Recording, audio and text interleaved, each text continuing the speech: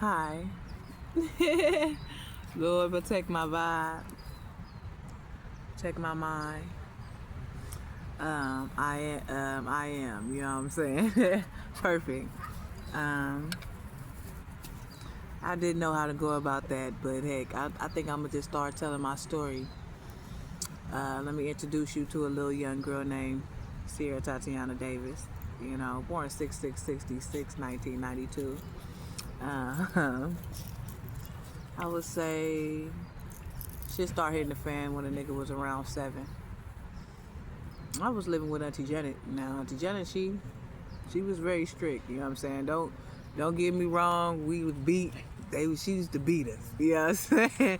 I guess but she had valid reasons to beat us. You know, whether it was something that she told us to, whether it was something that she told us to do, or whether it was something that we wasn't supposed to do. I mean, I would say certain things, she was just super strict about. Plus, on top of that, she had OCD. You know, she wanted them niggas got a white room. Don't sit on the white couch. Don't step on the white carpet. And the pillows are some type of way. And if she expects you to be in there, you getting pinched. It didn't matter what you did. I mean, she always lined up a line of pinches. But the pinches leave a purple mark. You know, I hated them pinches, boy. There's no way that you could ever get yourself prepared for a pinch from Auntie.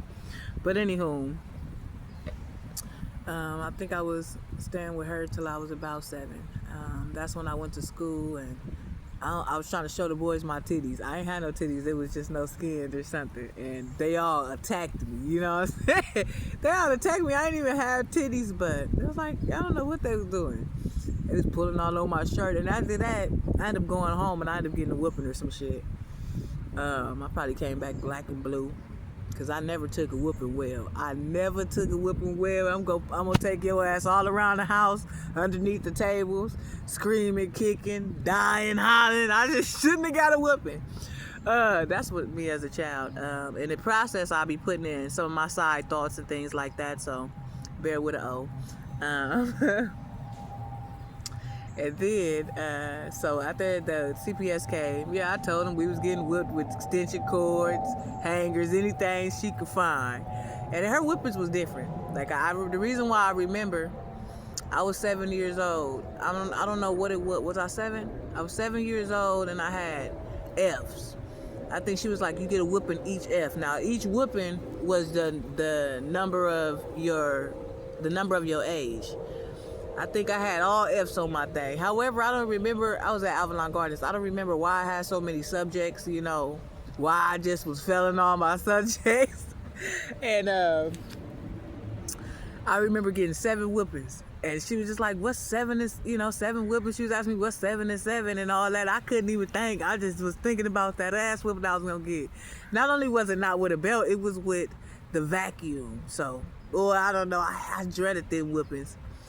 And so it was like she used to have us hold the bars on her bed, however the case may be, and she would whack us. Now, I didn't see this wouldn't be my, this ain't the first or the last whooping, but I just never took whoopings well, and I never forgot that the CPS came to get a nigga.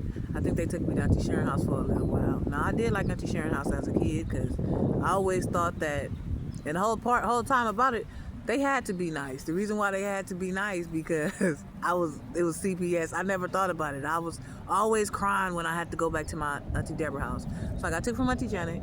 Auntie Deborah ended up getting me. And, I went from one problem to the next. At least Auntie Janet had valid reasons to whoop a nigga. Auntie Deborah would just, primoed out the motherfucking game. So it didn't even matter what type of whooping a nigga would get with her. In the topics, the reason I'm starting off as young as 7, that's when the abuse started.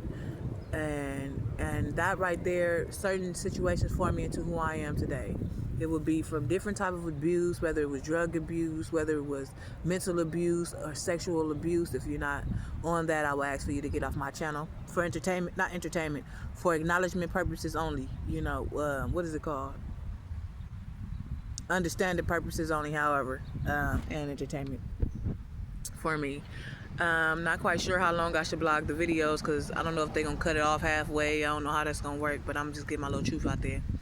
And so after I was moved from Auntie Janet, they moved to Auntie Deborah. Auntie Deborah treated niggas like they was the cleanup. You know what I'm saying? The cleanup crew. You just got to go around and clean up everything. Her house never got clean. Never got clean, no matter how much you clean. I used to dread being at Auntie Deborah's house. I don't know whether it was just evil in the family, but after a while, you know, at first when I was a kid, my granny used to dress me like her. Well, that's what I used to call her. It was my granny. She's really my second cousin. I never disclaimed them, and I never disclaimed them as the ancients or as the people that I seen as, you know, superior until they disclaim me. She's really my second cousin, you know, things like that. You're not really my niece, things like that. Same with the cousins that I call sisters. I never disclaimed them until she's not my cousin, you know, she ain't my sister. I always gave them that sister love, you know, until they disclaimed me. Well, whoop-de-doo. But back to it. Auntie Deborah used to beat the dog shit out of me. She used to have those little belts that had, you know, the 4 holes going across. But she had every single color. She was a fashionista. Shoes have to match. She walked with her back straight. She was one of them. She dressed right every time, always telling you, hold your back up, you know what I'm saying? Don't eat like that. She was so strict, but her house was so fucking dirty. She was so strict, she was so freaking dirty. She was so strict to, you know, basically how we present ourselves outside and things like that, and how we would present ourselves around certain people. Now, ain't nothing wrong with that, you know. But the abuse was dialect. I used to get beat, bats, brooms, worse than Auntie Jenny used to. At least we used to get whippers at Auntie Jenny. Auntie Deborah used to. I'm going to go more off into the abuse when I get on the story of how they didn't save me or protect me when I was a child. Now, Deborah, I went through Auntie Jenny. Now, okay, now here you go, Auntie Deborah. I'm around 7 years old, however the case may be. I think I ended up getting a whooping. I don't know if you remember this. I don't know if it's Macy Gray that sang that song, but it's this song. I hate you so much right now. I hate you so much right now. I don't know. But I remember writing that song on the back of the pictures. You know, you get a preview pictures to bring home. She was just so evil to me. But her and George used to do some loving. You know what I'm saying? I used to be the nosiest little nigga. This is when you could turn the channels late at night and find porn. So they sit in there. Auntie Deborah was the loudest freaker ever. You know what I'm saying? It's like the whole neighbors knew her name for real. And let George have the fattest whoopties. I remember stealing his picture of his weenie though as a kid, taking it to school. And they found it in the bathroom with the toilet. I thought I was gonna get in trouble. I thought somebody had told on me. But so anyway, I remember watching porn at Auntie Deborah's house. You know, I'm around 7, but I'm still a child. You know what I mean? And she's still strict. We was living in Inglewood on Glenway at this time. This is before the true abuse. She really started abusing niggas when George left. George always used to say to me, like, stop beating the girl. She used to make, you know, Auntie Deborah's was different. She'd sit on your back, you know, while she'd thrash you. Legs open, smacking coochie, all that shit. You know what I'm saying? She never really...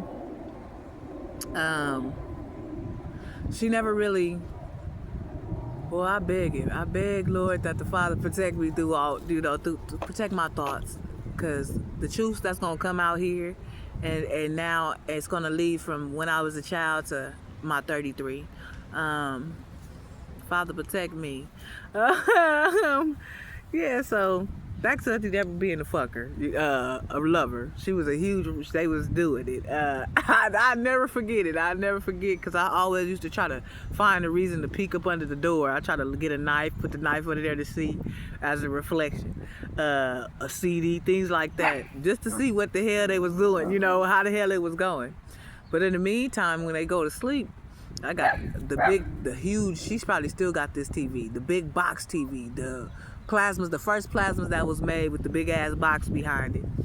And so, you know, we surfing through the channels on that little box that a nigga get, and you finally get to the soft porn, you know, and however the case may be. I remember that's when I started intertwining myself with the sin. Not on the fact that I tried to show the boys my titties with Auntie Janet, and that's the reason why a nigga got took, because she beat me and I went back to school the next day and told him everything.